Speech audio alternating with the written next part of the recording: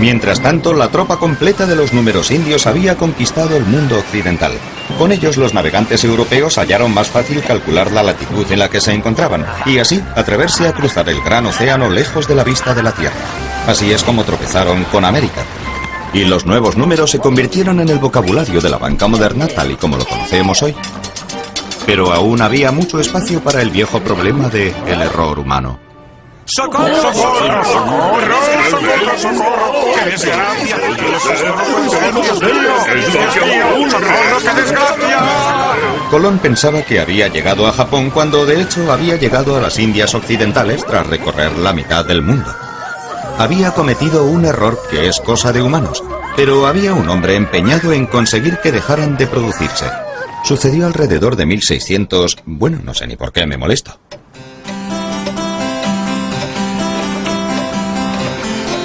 Gottfried Wilhelm Leibniz fue uno de los grandes matemáticos de todos los tiempos, que estuvo decidido a librar a la humanidad de la maldición del error humano.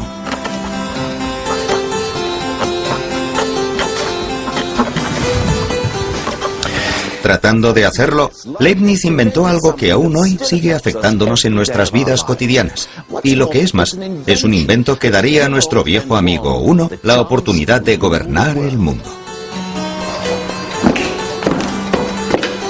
Leibniz estaba convencido de que podía erradicar el error inventando una máquina de calcular mecánica, y de hecho construyó una, utilizando todos los números del 0 al 9.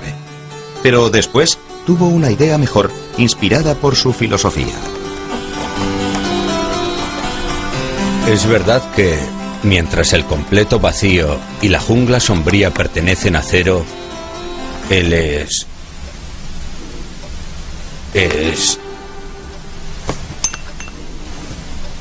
Espíritu de Dios y su luz pertenecen al Todopoderoso Uno. En otras palabras, y parafraseando a Leibniz muy libremente, el universo es una especie de queso de Gruyère, cosa que algunos habíamos sospechado durante años. En él, los agujeros son tan importantes como el propio queso, de modo que para construir el mundo necesitamos tanto algo, el viejo número 1, como montones de nada, que es donde el 0 entra en acción. Leibniz estaba convencido de que 1 y 0 eran los únicos miembros del equipo realmente necesarios.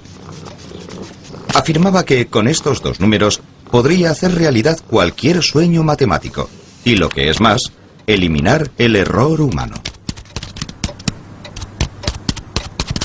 Se libró del resto de los números y desarrolló un sistema que usaba solo unos y ceros, el llamado sistema binario. Pero un minuto, ¿cómo se pueden expresar todos los números solamente con el 1 y el 0? Creo que es hora de que consulte a alguien que sabe de qué hablamos. Marcos, necesito entender el sistema binario. ¿Binario? Bien, déjame mostrarte un número en sistema binario. De acuerdo. He aquí el número 9 escrito en sistema binario. Se usan solo unos y ceros, y se escribe cualquier número. Solamente con unos ceros. Esto es 9 en binario. Bueno, a mí me parece que es 1001. Eso es porque estás obsesionado con tus 10 dedos y quieres contar las cosas de 10 en 10. En el sistema decimal tienes en cuenta cuántos unos hay en la primera columna, cuántos dieces en la segunda, cuántos cientos y cuántos miles. Pero en el sistema binario las cosas funcionan de otro modo. En él hay que fijarse en cuántos unos, cuántos doses, cuántos cuatros y cuántos ochos hay en cada columna. Aquí tenemos un huevo. Debemos representar este número utilizando solo unos y ceros. Sí. Bien, entonces solo podemos poner un huevo o no ponerlo. Hay un huevo en el 1. Un huevo representa a 1. Ahora déjame enseñarte cómo es 9 en binario. Aquí un lote de 8. Tengo un huevo en la cuarta columna. Un 1. Sí, un lote de 8 en la cuarta columna. Y 9 es 8 más 1. De modo que necesito otro 1 en la columna de los unos.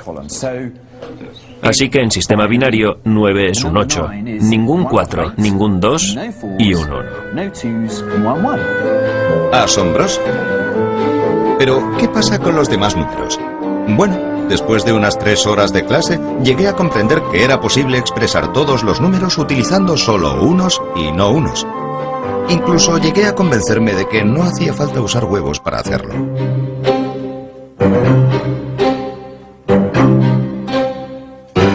Es un tipo de sistema mecánico.